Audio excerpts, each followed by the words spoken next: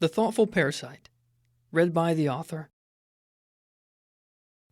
My creative brother, you inspire me and make me more proud than you will ever know. I pity those who don't have a brother like you. You must be a carnivore, my boy. Frank Herbert, Dune. Chapter 1. An Insatiable Appetite. I don't remember being born. I don't remember where I came from, if anywhere at all. I don't remember how I got here in this very moment at this point in time. I don't think I have a name nor any patriarchal or matriarchal figures. No ancestors that I know of, no forefathers, no memory beyond what's right in front of me. Which, by the way, just seems to be an interweaving world of thousands of different creatures I've never seen before. That and whatever huge piece of cratered rock is plummeting down into the darkness of whatever I'm floating in right now. See, I can tell there's something that everything, including me, glides around in, but what blue substance it is, I've not a clue. All these things I don't know. But there is one thing I do know. I have an insatiable appetite. I can kill and eat most everything I come across, no matter how much bigger they are than me, and I don't really know why. Immediately after seeing me, everything runs away like they have a sense of what I am, while I do not. Because of this, many times I wonder what my purpose is, but then my hunger gets the better of me. So, maybe that's my purpose.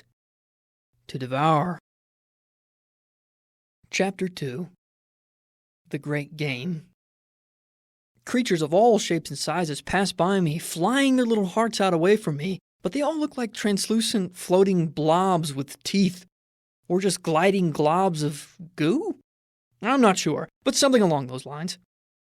It's some sort of clear ectoplasm substance that makes up their anatomy. I can see their insides, or lack thereof, too. Straight through them, I mean. Some have tracks that pass excess food, some have visibly beating hearts. Some have jaws inside their necks that snap outward at their will. Others simply surround and absorb their prey like a sticky chunk of adhesive without any characteristics about them. How strange, right? I may not know what they are, but they sure are tasty. Well, actually, they don't taste like much, come to think of it, but when I eat them, the elation that comes with it is nothing less than extraordinary. And it's interesting, to say the least. Every time I grow closer to my satiation, I expand and never get that sweet relief of satisfying my hunger. At least, I can only guess that's what it'd feel like to be full. Now, you might be wondering, what if something eats me first? What if it's bigger and swallows me whole? Well, that's an awful idea. I just eat them from the inside out, and then I'm free to go on devouring again like nothing ever happened. So far, I've realized I can't get torn to pieces or chewed up. I have to be swallowed whole. After a while, I've noticed all the tiny blobs, and even all the big blobs, scurry away whenever I get close. For some reason, that just doesn't seem right to me. Don't ask me why. It just doesn't feel right. The big creatures used to try to eat me, and now they drift as fast as they can away from me as if I were a plague. So, I hunt them all, kill them all, and eat them all nonetheless. Chapter 3. A Strange Aura. Like I said, the more I eat, the more I expand. The larger I grow, the more my prey changes. They've recently become faster with string-like appendages that whisk them along with great haste. Or they've grown gyrating teeth that never stop moving, which always gives me the heebie-jeebies. It made me even more curious that these beings would run from me when they were the hideous ones to begin with. Then it makes me wonder if I'm as ugly as them, and I absolutely abhor that thought. But wait, how does everything intrinsically know to flee from me? It's not like a creature that's never seen me before should think I'm going to eat it, especially if I'm smaller, right? They're the see-through monsters, not me. Maybe it's an aura of mine. But that would be strange, because I don't feel an aura from them. Maybe their little string-like appendages also have a sensor on them or something that I don't have. Deep down, who really knows? Who really cares? I'm hungry. Chapter 4. Gawking, Scaly Things. My, I just realized how monotonous and tiring all this is. I just run around all day and all night eating everything that moves. Sometimes there's bubbles in my way and I burst through them. Other times there's floating pieces of green leafy things that drift in my path and I rip right through those too. It's amusing seeing these creatures flee in utter panic after I tear through everything to get to them. I doubt they ever even comprehend what happened to them as I rip them to pieces and consume them within seconds. I'll have you know, I've been growing at an alarming rate recently. No longer do I see floating blobs with stringed wings or gyrating mouths. As a matter of fact, I'm not sure where they went. Neither do I care, though. My new prey is easy to hunt. They have layered shells with tough exteriors and outstretched pincers that are sometimes different sizes. Strangely enough, they kind of just meander around not doing anything. So I gobble them up in droves. One time, as I was hunting the shelled creatures, this massive thing about 100 times the size of me swallowed me whole. Of course, I ate my way through it, but I was baffled upon realizing it had taste, as well as a different anatomy as that of the shelled beings. These new things tasted salty, not very good, but some taste is better than none, right? Its skin was scaly, and it had fins on top of its back as well as on its tail and arms. Big beady eyes rested on its gawking face as it constantly opened and shut its mouth without any rest. The worst part is that it had slits on its sides that would fluctuate every so often and always made me gag in disgust. I'm growing so fast I'll be able to eat them whole pretty soon too. Anyway, like I said, monotonous. I've been eating everything to where now these finned creatures bolt away upon the sight of me too. Even the largest ones thousands of times my size. What is it about me these insufferable creatures find so terrifying? Chapter 5. Slimy, bumpy things. I found something profoundly interesting today. As I was hunting and swimming through this strange aqueous substance, I came upon an accumulation of billions of grains of tiny rocks. To my surprise, I could tread on it as if I were on solid ground. Naturally, I followed it up, and there was a weird area of atmosphere above what I was floating in. I could see giant white things drifting in a light blue ether, and they sparked my curiosity so deeply I had to see what else lay above. Carefully passing the glimmering, constantly moving sheet and out above the layer, I felt something I've never sensed before. A gust of air glided around me, and a great sound of rushing and clashing echoed through my ears. Don't ask me what any of it was, because I don't know. No sooner did I figure out that the solid ground kept on going, and this drippy, weird medium I used to glide in disappeared. If I chose to keep treading atop the billions of grains of rocks, of course, which I did. As the gusts of air dried me and I explored more of the solid ground, I found some odd new creatures that had 4 legs, webbed feet, hunched backs, slimy coatings with bumps all over them, and that croaked a whole awful lot. Since I didn't know what they were and didn't bother trying to figure it out, I ate them. All of them. Now I'm around their size and still growing larger every day. That, I suppose, is what matters most. Because if my sole purpose truly is to devour, who cares what they really are? Chapter 6. Winged, Feathery Things. Exploring above, I can't help but look upward to the great blue ether above me. There have been creatures gliding to and fro and everywhere around me like mad, and they always stay just beyond my reach. They hardly come down to the ground, and for good reason, I suppose, because I'd obviously eat every single one of them. Interestingly enough, they have the gift of flight, because they have wings instead of arms and stand on thin legs with 3-pronged toes that have little claws.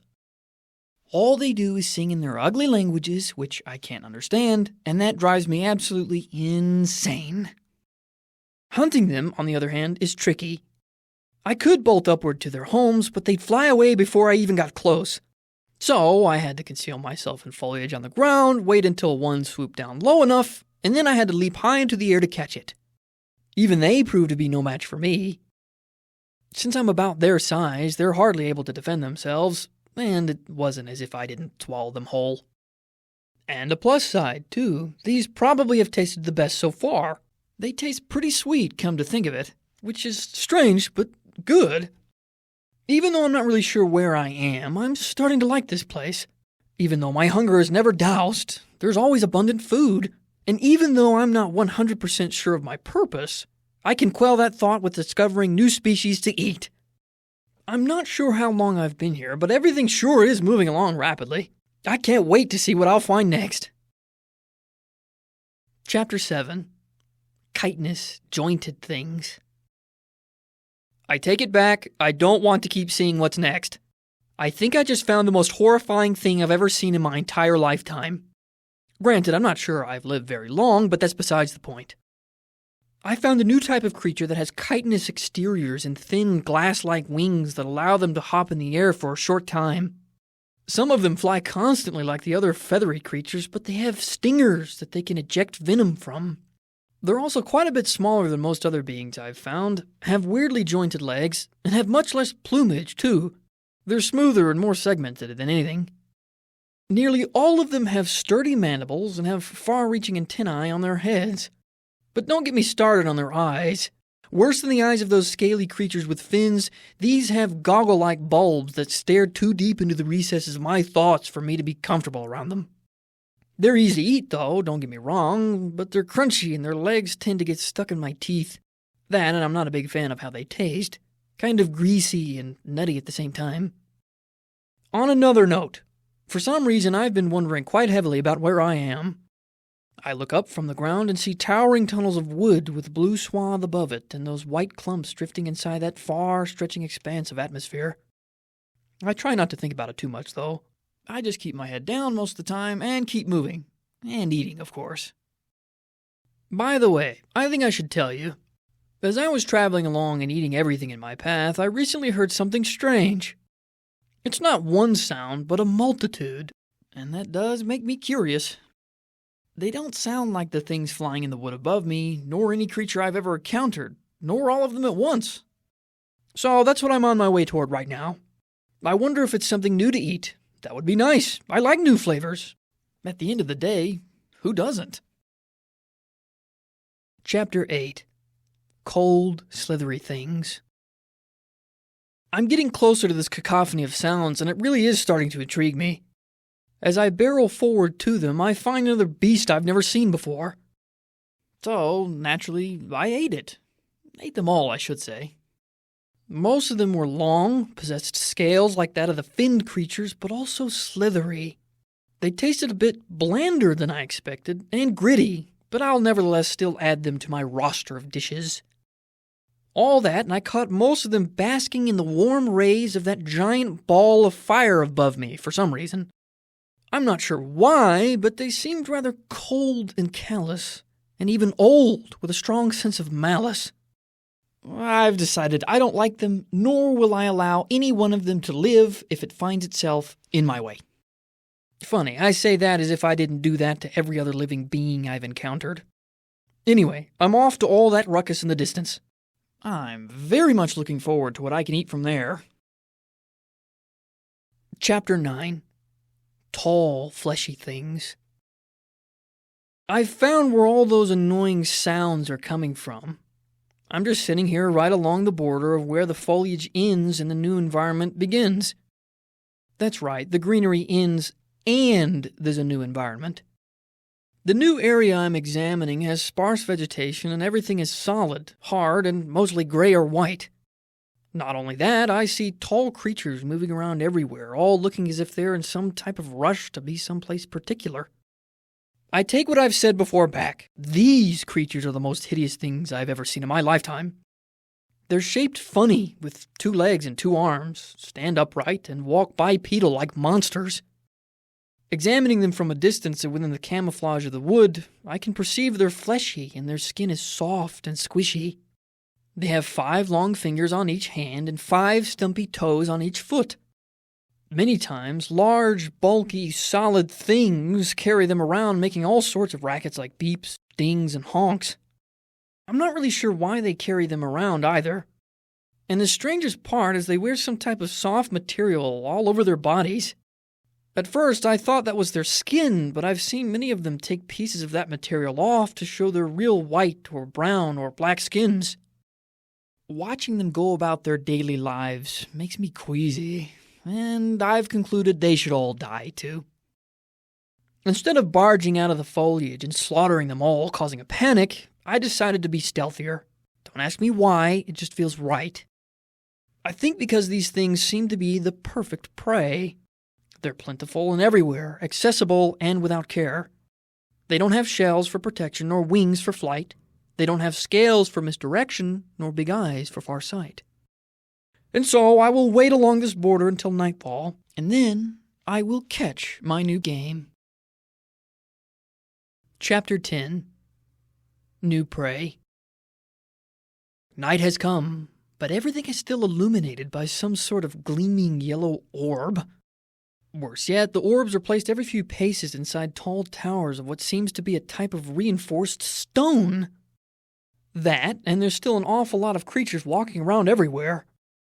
I figured they'd all go home or something. Everything else I've encountered typically had some place to rest. These creatures just move around all day and all night, meandering aimlessly as if they had something important to do all the time. My conscience is telling me not to cause a panic for some reason, so I'll listen to it. And that's fine. It's fine. It's not like I'm starving and... Oh! I just watched a couple of them walk into the forest. I've never seen them walk in here before, but I don't care. I'm going to eat them. You know, I'm quite proud of myself. I ever so carefully followed them deep into the darkness of the wood. They carried beams of light with them, which was pretty amazing, if I do say so myself, but that's not going to save them. Plus, they don't really point the light but one direction, and that's straight ahead of them. The fools. Pretty witless, if you ask me. Shouldn't everything have an idea of what lurks in the darkness? Even if they somehow shine their magical light at me, it's not as if they would be saved by sight alone. Anyway, these two laughed and giggled together until they eventually threw out a rectangular piece of soft material onto the ground and lay on it. I shimmied my way into the tall greenery very quietly and stared down at them, watching their every move.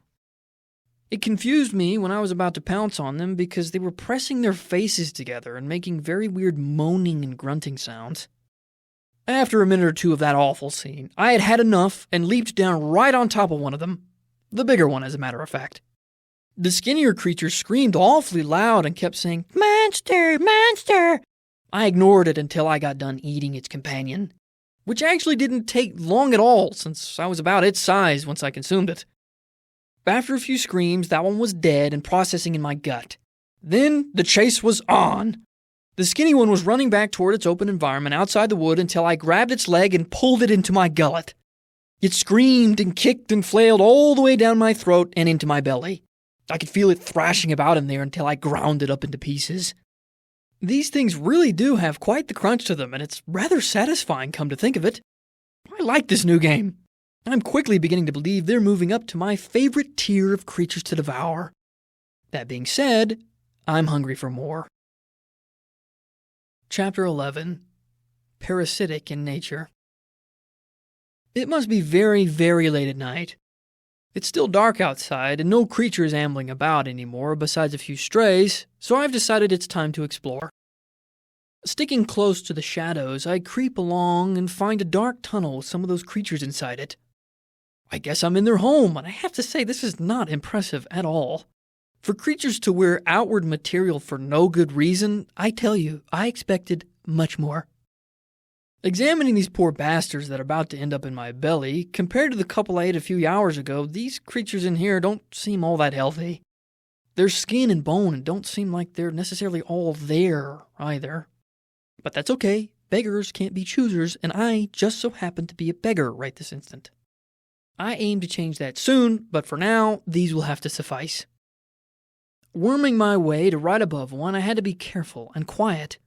It didn't help that there were long needles and rotten old elastic bands riddled everywhere. Another characteristic of their hideous home for some reason. When I got into position to devour, and I mean just inches from the creature's face, my body did something I've never experienced before. I'm sure you'll be just as surprised when I tell you, instead of enveloping it entirely in my maw, my tentacles struck at the creature's chest without my command like second nature. Now I'm somehow inside its body. I've never done that before, and it caught me off guard. The process did, in fact, take a few minutes, so its companions next to him awoke and ran away at the sight and sound of their friend getting absorbed. Anyway, Oh, wow. What is this strange feeling? I feel absolutely dreadful. What in the hell is going on? Ugh, I feel woozy. I'm just gonna lie down right here for a few minutes. I'm sure I'll wake up before sunup. Need a little rest. Chapter 12. Enlightenment. Get the fuck out of here! I heard as a man started to kick my new body and shove me aside. You goddamn junkies! He yelled as I crawled along the streets away from him. I moaned and groaned back at him and... Wait! I just understood what it said! I just understood what it is! It's a man! A human man! A Homo sapien from the planet Earth! How extraordinary! That must be what these creatures are and where I am! Filled with excitement and walking out into the sunny rays of the day, my new pupils had to adjust for a few minutes. Holding up my arms and hands and examining my new body, I thought of how ugly everything is. But that's okay, because somehow their knowledge has a type of lingering effect directed toward me, the new controller. I understand everything this man once knew. I use past tense because after I'm done with his body, I have a gut feeling there won't be much left of him. But I understand everything, and I'm going to make a list for you so I can feel better about myself. So get ready, here goes. The crater I cracked out of, which means I'm most likely from space, the water and sand I first arrived in, the air bubbles and seaweed I hunted in, the wind that drive me above ground, the waves crashing together, the forest thick with trees, the clothes people wear, the blankets used for comfort, the light bulbs and flashlights, the cars that carry people around, the concrete city in which they all live, the blue sky and its white clouds, and the monster that... Wait. Yes. That's what the couple called me. A monster? The ones who were having Oh, so that's what they were doing. I'm almost sorry I rained on their parade. Anyway, yes, they called me a monster? A frightening, ugly creature by definition? Were they kidding? Says them.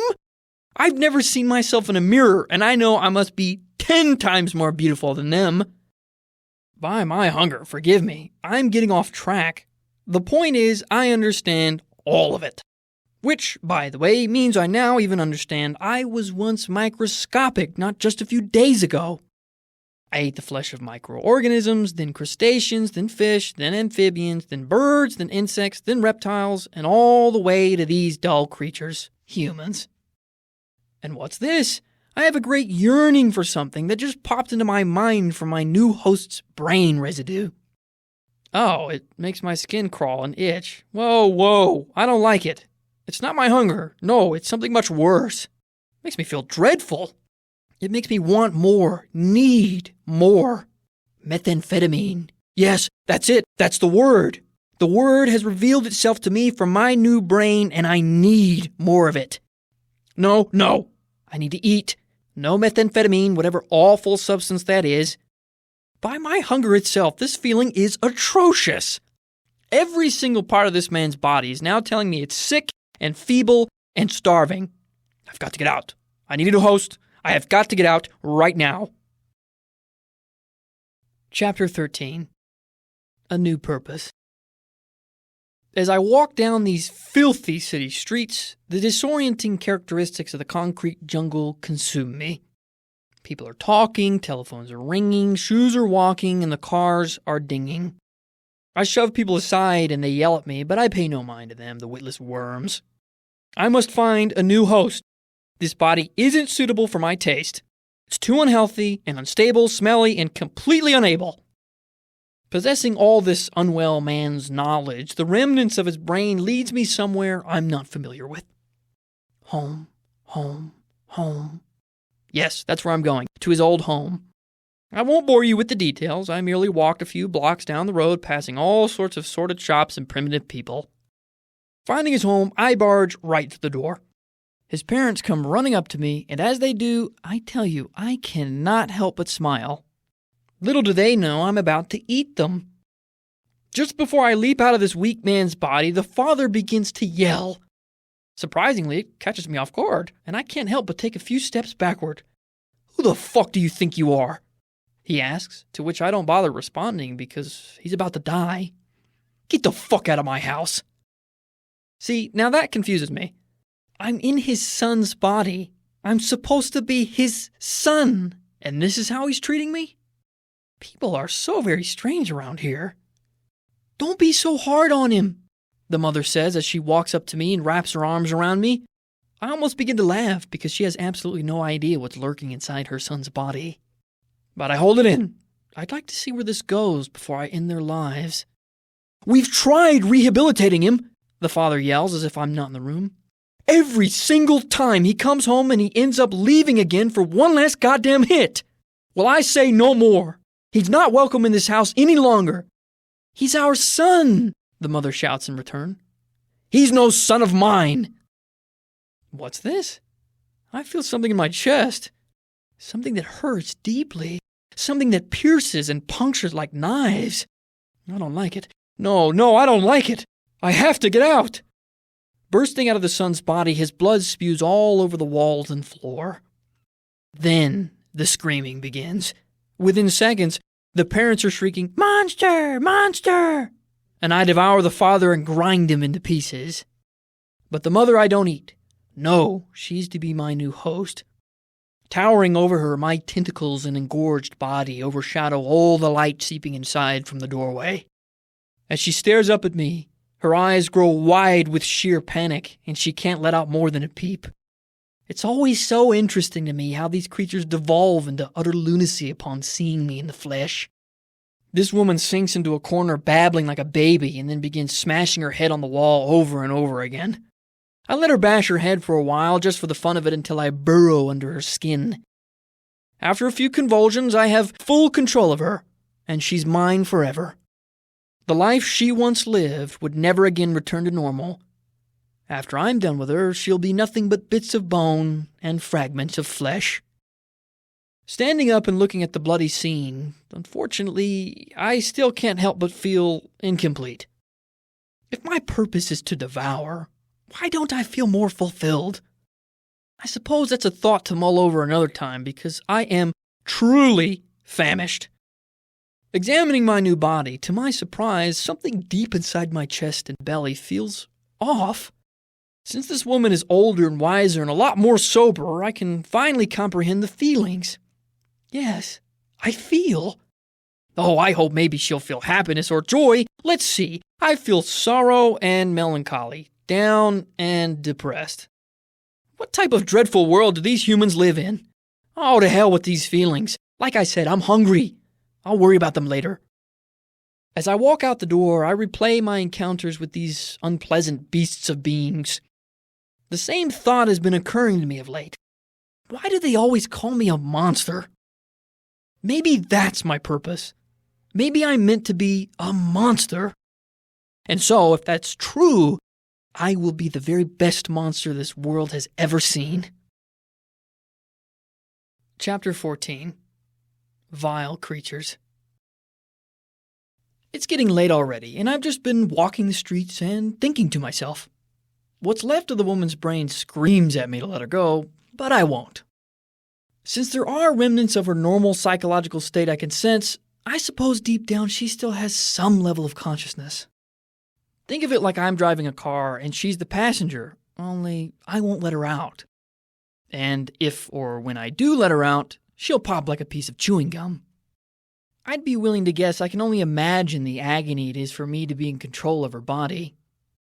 Out of all of this, though, I've come to realize that my hosts aren't the perfect camouflage because they don't act like natural people. They moan and groan and slouch and shake as if they were being tortured, but I feel terrific.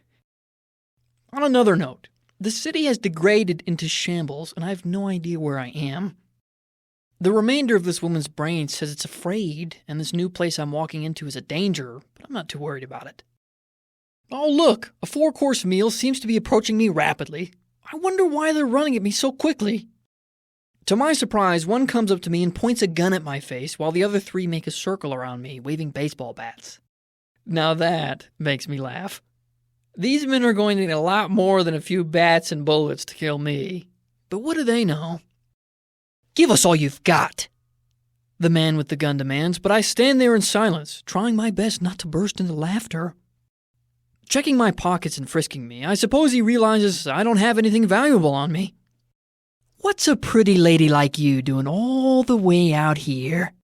he asks. Meanwhile, I can feel the woman's brain run rampant with fear. Before I know it, the men grab my arms and legs, throwing me to the ground, onto my belly, and restricting my movement. I only allow this to happen because I'm not quite sure what they're trying to do. If it was valuables they wanted, I have none. To me, that means they should have tried to leave before I ate them all. But then the sound of a belt buckle loosening behind me and the woman's brain shrieking in horror finally makes me register what they want. What completely vile creatures these are. Exploding out of the woman's body, I eat 3 of them within the time it takes to blink. The last man, the one with the gun, I find lying on the ground shaking uncontrollably, his eyes and mouth wide open in sheer terror as I approach. If only he could see my smile as I hover over him. My thunderous growl will have to suffice as I slither closer. The mindless fool doesn't even think to shoot me. Oh well, he doesn't know the pain he'll endure as my new host. Vile bastard. Chapter 15. The Malice of Man. Taking this vile man's body, I feel strange. These emotions these people have are confusing, and there's so many of them. I don't like this man's body especially. I can feel malevolence and lust as if it were palpable. Ugh, I think I'm gonna be sick. Wait, there's something in the distance heading straight toward me. With the red and blue lights and wailing sirens, I'd suspect the police. That's interesting, though. I wonder who called them. Oh well, it looks like I have some decisions to make. I can either freeze. Whoa, now that made me jump. I try speaking aloud and saying, "How did you sneak up on me like that?" But it comes out like, "Ha dee snup dee lave." And I'm sure it's safe to say the police officer doesn't understand. You can't blame me, though. It doesn't seem like speaking a human's language while piloting them is necessarily my forte. "Get on the ground," the officer commands as all his companions arrive in droves.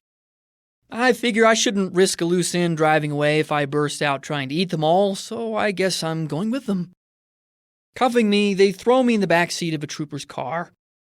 As we take off down the road, I sit up and try to act as natural as I can, but my vile host keeps moaning like a zombie without my consent. That, and he won't shut his damn mouth, so his saliva pours out of it. "You sick son of a bitch. We got you now," the police officer says. I have no clue what he's talking about, but he keeps on anyway. "You're going straight to prison, you sick fuck." Such harsh language, but he continues nonetheless. "Guess what we've got you on?" I try speaking, but he cuts me off, probably for the best, before I embarrass myself again. 27 counts of aggravated sexual assault, 14 counts of attempted sexual assault, and now a homicide with that shit show you pulled back there. By my hunger, what an atrocious man I'm controlling. I can understand my endless eating, but what this man does? I feel sick. I've got to get out. I can't take it anymore. I've got to get out! Rupturing out of my host, I force the car to explode from the inside, which mangles the driver in all sorts of unnatural ways. A pity. I would have eaten him. Once I'm out of the car, I scurry into a park beyond the road as the other police officers begin to catch up. By now, I'm a bit taller and wider than a human, so I have to be careful everywhere, even in a park with abundant trees and darkness. Slithering to the park border opposite of the wreck, I quite conveniently find a man walking alone. For some reason, he holds a bouquet of flowers in his hands. Aw, how sweet. It's such a damn shame. He'll be my next host, though. Chapter 16. A Broken Vow. You'd think a man with a bouquet of flowers in his hands would be feeling quite nice. You'd think he'd feel good and have some type of good emotion. But no. I always get someone who's going through some shit about some thing I've never experienced. I'd just like to have a host who feels something nice for once. What is it with these insufferable creatures who can't find anything good in this world? To be fair, I don't exactly know what he's feeling right now. I just know it doesn't feel any good. It feels like there's a rock at the bottom of my stomach and it won't budge out of the way and it's lodging everything down there like a dam. His brain keeps blabbering on and on about being caught. But I've no idea what that means. He caught a fish, he caught a cold, I've no clue, and it's driving me insane. Not to mention my stomach won't stop grumbling because of my hunger. Fine.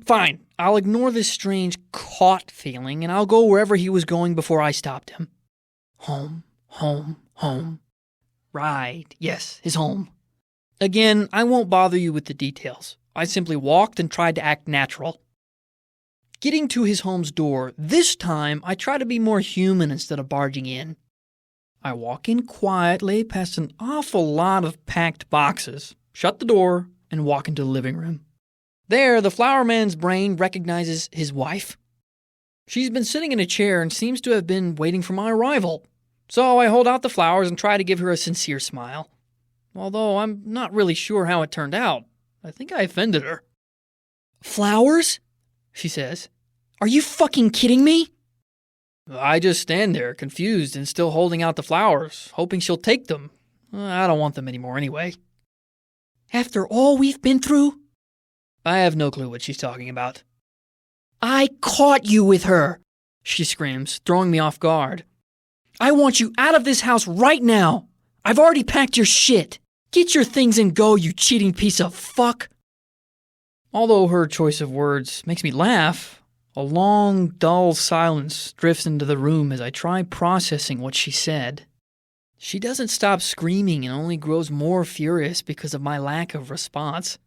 The silence wasn't because she stopped shrieking, but because I decided to focus on something else. All I can focus on is the sharp pain in my chest. Looking down, I don't see anything sticking out of my host's body. There isn't a knife in there or anything. So I figured it must be another emotion, and I'm getting awfully tired of it. See, I now understand why he was afraid of being caught. I now understand what he did. Not why, but what. Although I don't understand why these humans search for monogamous relationships in the first place, I do understand that they're both in an unbearable, intangible pain because of my host's actions. That, and I know they love one another. I can feel it. And also, I would dive deeper if my stomach didn't just grumble. What a strange phenomenon pondering the lives of these foolish creatures. I'm sorry to say for the wife, but off the camouflage erupts, and into my belly she must go. Chapter 17. Seeking a Good Mood. I ate that woman, and I should have left a long time ago, but I've found myself sitting on their floor. Examining their home, it's quite nice if I do say so myself. To think I thought alleys and streets were their homes. For the record, I've already explored all the rooms, and I'm actually not quite sure why I've decided to sit here. I should tell you, I looked at all their family photos and nostalgic DVDs. They have books filled with pictures and framed photos everywhere. As for watching the DVDs on their TV, I had to wipe all the blood and flesh from the screen. Not to mention, it was fairly difficult for my squirming tentacles to insert each disc, but I eventually got the hang of it after some struggle. A strange feeling came from experiencing the recorded essences of their lives, by the way. It wasn't nostalgia nor sentimentality, but sorrow and sadness. Still, I've concluded that it would be nice to have a family, I think. The people in the videos along with the couple I just slaughtered all looked fairly happy to me. Somewhere deep down inside of me, I'm beginning to believe some part of me wants to feel awful for taking the couple away from all that archived happiness. Oh, what am I saying? I'm a monster, right? Anyway, I also found a mirror and finally got to examine myself in my entirety. I must tell you, with my black hue, writhing tentacles, and massive maw, everything fits together nicely unlike these ugly humans. It still baffles me that they call me the monster with beauty such as this. On another note, aside from my hunger, something else has been bothering me of late. I'm almost hesitant to tell you, but I will. Every time I've found a host, I've felt the bygone splinter of their emotions and thoughts. Not a single one has been pleasant, and it's starting to upset me. Surely I can find someone who's having a good day, right? That settles it then. I will ignore my hunger, wait until sunup, and I will absorb someone in a good mood. Yes, I vow it. After all, I would like to feel good, and I won't eat until I do. Chapter 18. The Reality of Man. The sun has risen, and I'm currently peering out the front door window. There's a young man walking on the sidewalk, and he seems like the perfect candidate to be content, at the very least. As he passes, I open the door and hide behind it. You know what they say, curiosity kills the cat. Sure enough, he walks in, I slam the door shut, and immediately sink into his body. I get ready to feel the great contentment of man. But it never comes. No, I feel something much worse. What is this? I feel alone and scared. I feel as if I don't have anyone. No. This will not do. I want happiness, not loneliness. Bursting out of his body, I immediately go to the window again. Ah, yes, an elderly woman is approaching. Surely she will be content with her life. Again, I open the door as she's passing, and she slowly walks inside out of curiosity. Subsuming her body, I get ready once more to feel the profound happiness of man. I wait and wait, but nothing comes. This cannot be. This old woman's brain is telling me she's very ill and she only has a few more months to live, which scares her half to death. Her brain whispers to me, cancer. There's got to be one forsaken human on this planet who feels pleasant. Fracturing out of her body, blood now coats the walls and floors like a heavy blanket. As I sit in the blood and grime, I peer again out the window as a young woman passes by. She's healthy, she's pretty, and she seems well put together. Yes, this will be the one. Surely she feels the least bit happy, right? I open the door and she unsurprisingly walks inside. Before recognizing my great hive of blood, I absorb her body. And yet, I'm disappointed once again. By my hunger, although she seems okay, I'm introduced to a great deal of pain. Chapter 19. A Profound Absence. Taking a deep breath through the young woman's body, I try to relax my nerves and comprehend what she feels since her feelings are so powerful. I sense profound misery, intense distress, extreme fear, and unbearable grief. All in this small woman's body.